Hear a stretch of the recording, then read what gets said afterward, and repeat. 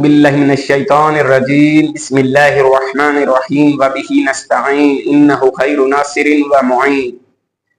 سب سے پہلے میں اپنے محبوب قائد شہید عارف حسین الحسینی کے یوم شہادت کی مناسبت سے پوری ملت تشیع اور اس شہید کے خاندان اور وہ علماء کرام جو اس وقت اس شہید کے راستے کو آگے بڑھا رہے ہیں کی خدمت میں تسلیت پیش کرتا ہوں۔ ناظرین، کسی بھی شخصیت کو مختلف پہلوؤں سے پہچانا جاتا ہے۔ ایک وقت آپ اس شخصیت کو ان کے آثار سے پہچانتے ہیں، ایک وقت میں اس شخصیت کو جو اس کے ساتھ رہنے والے لوگ ہوتے ہیں ان سے پہچانتے ہیں، ایک وقت میں آپ اس زمانے کو پہچاننا بہت اہم ہوتا ہے جس میں وہ شخصیت زندگی گزار رہی ہوتی ہے۔ تو آج ہم اس پہلو سے بات کریں گے کہ وہ کون سا دور تھا، وہ کون سا وقت تھا اور اس زمانے کی شرائط کیا تھی، اس وقت ملکی اور عالمی تبدیلیاں کیا آ رہی تھی جس وقت یہ شخصیت پاکستان میں ملت تشیع کی نمائندگی کر رہی تھی۔ ناظرین، میں آپ کو تھوڑا سا تاریخ میں لے کر چلتا ہوں۔ 1945 میں دوسری عالمی جنگ کے اختتام کے بعد فوراً تیسری عالمی جنگ شروع ہو جاتی ہے جس کا دورانیہ 1945 سے 1990 تک کا ہے۔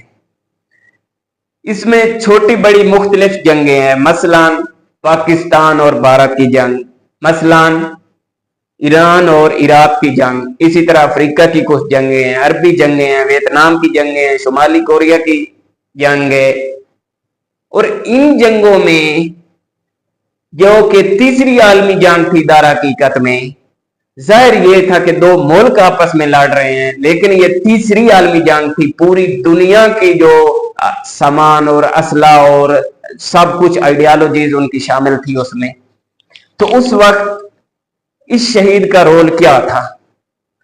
اور سب سے اہم بات جو ہے ناظرین، اس وقت دو بلاک تھے، مشرقی بلاک اور مغربی بلاک۔ جو مشرقی بلاک تھا یعنی روس، وہ مارکسزم کی نمائندگی کے ساتھ تھا، اور مغربی بلاک یعنی امریکہ، وہ اس وقت لبرلزم کا حامی تھا۔ اور یہ دونوں آئیڈیالوجیز یعنی مارکسزم اور لبرلزم آپس میں ٹکرائی ہوئی تھی، حالت جنگ میں تھی۔ اس وقت ہر ملک کی اور قوموں کی مجبوری تھی کہ ان دو میں سے کسی ایک آئیڈیالوجی کا انتخاب کرے، یعنی کیا؟ یعنی یا لبرل بن جائے یا مارکس بن جائے۔ اور اس وقت روس کے ٹوٹنے کے بعد جو مارکسزم ہے وہ شکست کھا جاتی ہے۔ کس کی نظر میں شکست کھا جاتی ہے؟ فوکویاما اینڈ آف ہسٹری کے عنوان سے کتاب لکھتا ہے جس میں کہتا ہے کہ اب تاریخ کا اختتام ہو چکا ہے، اب جو بشریت کو چلانے والی آئیڈیالوجی تنہا اور صرف آئیڈیالوجی ہے وہ لبرلزم ہے۔ اس کی نظر میں فاشزم بھی شکست کھا چکا ہے، مارکسزم بھی شکست کھا چکا ہے، اور ابھی دنیا پر صرف اور صرف لبرلزم راج کرے گا۔ البتہ بعد میں یہ بات غلط ثابت ہوئی۔ اس کے بعد 1990 تک یہ تیسری جنگ کا دورانیہ۔ 1990 کے بعد پھر ڈومارانس نے کتاب لکھی جنگ جہانی چہارم، اس کا فارسی میں ترجمہ ہوا ہے۔ چوتھی عالمی جنگ ہوئی، وہ آگے شروع ہوئی جو 2020-22 تک تقریباً جاری رہی، اور ابھی ہم سافٹ وار کے مرحلے میں پانچویں عالمی جنگ میں داخل ہو چکے ہیں۔ ناظرین، اس سارے مسئلے میں شہید کا مقام اور جائے کیا ہے، شہید کا رول کیا ہے؟ جب 1979 میں انقلاب اسلامی ایران آتا ہے، شہید امام خمینی کے شاگردوں میں تھے۔ شہید نے یہاں درس پڑھا تھا، انقلاب سے متاثر تھے۔ انقلاب کی کامیابی کے بعد شہید وہاں پاکستان میں جاتے ہیں اور اس مقدس راستے کو آگے بڑھاتے ہیں جو کہ اس وقت دراصل اعلان تھا نہ مشرق نہ مغرب، صرف اور صرف اسلام ناب۔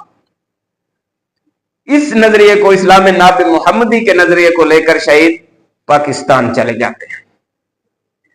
اس کا آگے بہت مختلف سلسلہ ہے جو کہ آپ ہمارے بزرگ علماء کرام उनके रास्ते को आगे बढ़ाने वाले शख्सियात से सुनते रहते हैं। अलबत्ता बहुत सारी जगह पर अभी मुश्किलात मौजूद हैं, लेकिन इसके बावजूद जब हम आलमी तब्दीलियों पर निगाह करते हैं तो जिन बुजुर्गान ने अपना खून पसीना इस मिल्लत के लिए खर्च किया और खर्च कर रहे हैं और मेहनत कर रहे हैं, तो उनका जो रोल है उसकी तारीफ करनी चाहिए। नजरीन, मैं ज्यादा बाकी अपनी बातों में नहीं जाना चाहता। मैं आज सिर्फ एक पहलू को इख्तिसास देना चाहता हूं, और वो खुद शहीद कायद की किताब असलूब सियासत, उनकी तकरीरें थी। बाद में लोगों ने जहमत की, हमारे एक बुजुर्गवार हैं, बड़ी शख्सियत है, उन्होंने जहमत की, उनकी तकरीरों को जमा किया और किताब की शक्ल में छपवाया। असलूब सियासत के नाम से अभी वो किताब है। और जो पाकिस्तान में तशय्यो के लिए शहीद कायद को रोल मॉडल मानते हैं या इस्लामी सियासत चाहते हैं, तो उनके लिए वो किताब पढ़ने की जरूरत है। तो क्योंकि मेरा ज़ौक़ शौक सियासी था, तो इसको मद्देनजर रखते हुए मैंने उस पर तहकीक की, उसका एक खुलासा निकाला और उसको दस्तूरी शक्ल में लेकर आया, और आज आपके सामने ये मौजूद है। ये कोई चंद एक सफ़े बनते हैं, इसमें पूरा दस्तूर जो शहीद की सियासत के बारे में, पाकिस्तान में इस्लामी निज़ाम के बारे में निगाह थी, वो पूरी उसमें लेकर आया हूं। अलबत्ता इस मुख्तसर से वीडियो में ये मैं पूरा नहीं पढ़ के आपको सुना सकूंगा, और मैं कमेंट में अपना व्हाट्सएप नंबर डाल दूंगा। ये पीडीएफ में मेरे पास मौजूद है, तो अगर आप चाहें तो मेरे से राब्ता करके पीडीएफ ले भी सकते हैं और इसका मुताला कर सकते हैं। एक जो टूटी फूटी कोशिश थी खुद शहीद से के तवस्सुल से, और खुदा ने तौफीक दी, हमने इस पर काम करने की कोशिश की है। इसमें मैं आपको सिर्फ इजमाली जायजा बताना चाहूंगा कि किस तरह इस पर काम किया है। मसलन हमारे दस्तूर के उन्वान से इसका प्रिंट निकाला है। सबसे पहले जो इसमें लेकर आया हूं वो हमारी तहरीक के मकासद, वो खुद जो असलूब सियासत में शहीद ने बताए हैं कि किस तरह की तहरीक उठाना चाहते हैं, जो उन्होंने मकासद बयान किए हैं, वो उनको पॉइंट की सूरत में लेकर आए हूं। तकरीबन ये 10 पॉइंट्स बनते हैं। इसके बाद खुद जो तहरीक की उन्होंने खसूसियात बताई हैं, फिर इसके बाद जो वहदत के उन्होंने असूल बताए हैं, उनको पॉइंट्स की सूरत में लेकर आए हैं। इसी तरह जो उन्होंने दाखिली मंशूर बताया है, उसको पॉइंट की सूरत में लेकर आए हैं, और इसी तरह जो उनका खारजी मंशूर है उसको लेकर आए हैं।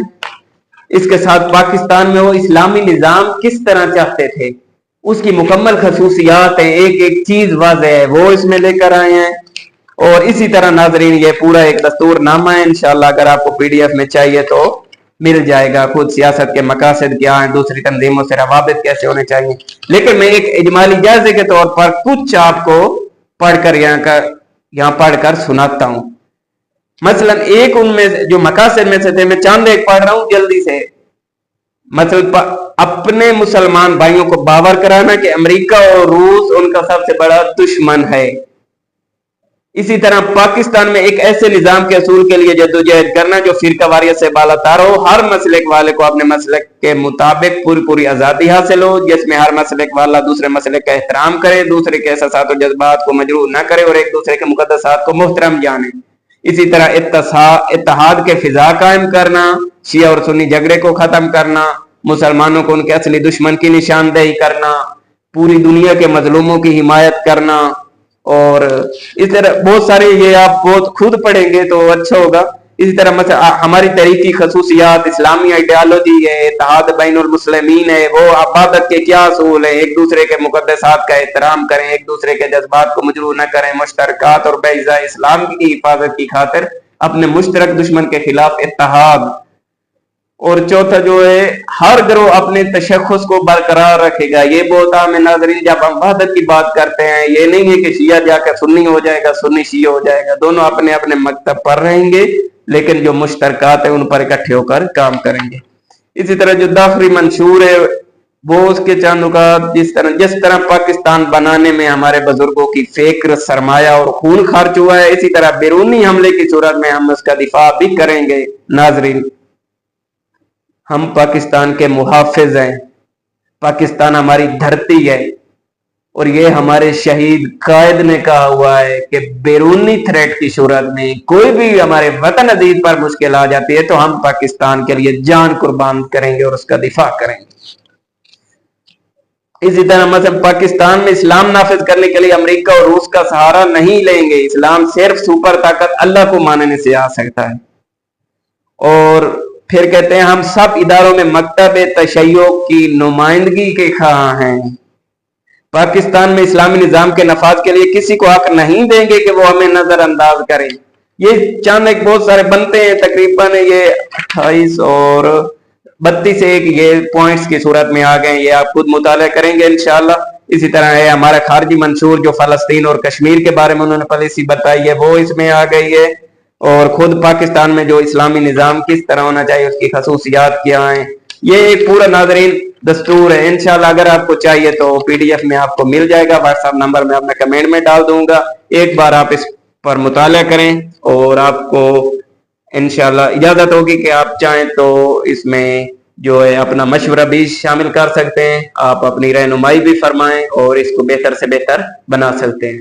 ایک بار پھر میں شہید بزرگوار سے توسل کرتا ہوں کہ ہماری ملت تشیع اور ہمارے ملک کی حفاظت فرمائے، اور خداوند